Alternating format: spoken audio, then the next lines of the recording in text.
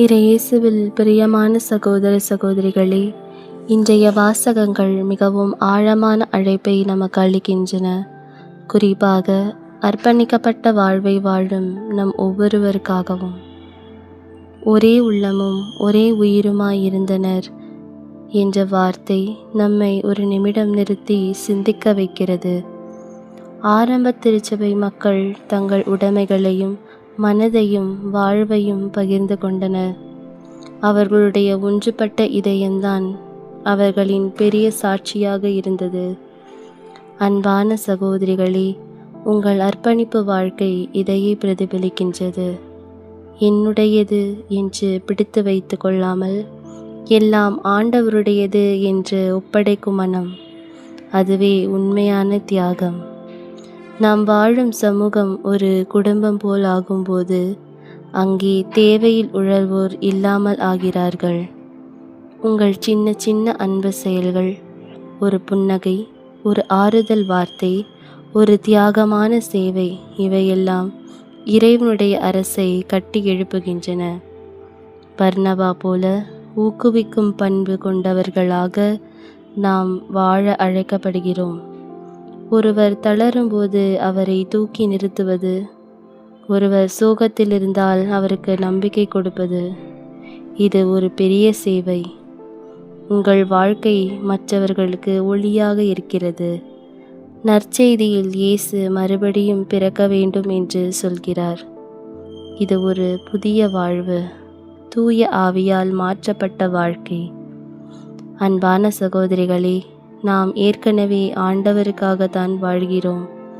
தினமும் ஒரு புதிய பிறப்பு தேவையாகிறது. நம்முடையது சிந்தனைகள், சொற்கள், செயல்கள் எல்லாம் தூய ஆவியின் வழிநடத்தலில் புதிதாக மாற்றப்பட வேண்டும். காற்று விரும்பிய திசையில் வீசுகிறது. அதுபோல தூய ஆவி நம்மை எங்கே அழைத்து செல்கிறார் என்பதையெல்லாம் நாம் புரிந்து கொள்ள முடியாது. சில நேரங்களில் குழப்பமாக இருக்கும், சில நேரங்களில் அமைதி இல்லாமலும் இருக்கும். ஆனால் நம்பிக்கை ஒன்று மட்டும் வேண்டும். ஆண்டவர் நடத்தும் வழி எப்போதும் சரியானதே. முடிவாக இயேசு சொல்வது போல அவர் உயர்த்தப்பட வேண்டும். சிலுவை இல்லாமல் உயிர்த்தெழுதல் இல்லை. நம்முடைய சிறிய தியாகங்கள், மறைத்த துன்பங்கள், சொல்லாத கண்ணீர், இவையெல்லாம் ஆண்டவரோடு இணைக்கும்போது அது ஒரு ஆசீர்வாதமாக மாறுகிறது.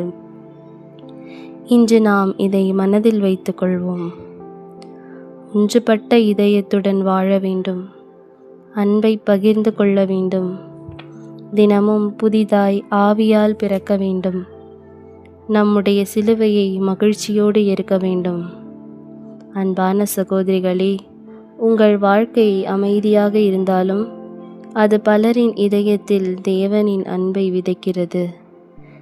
நீங்கள் காணாத பல ஆசீர்வாதங்கள் உங்கள் மூலம் பிறக்கின்றன. இறுதியாக ஒரு சிந்தனை.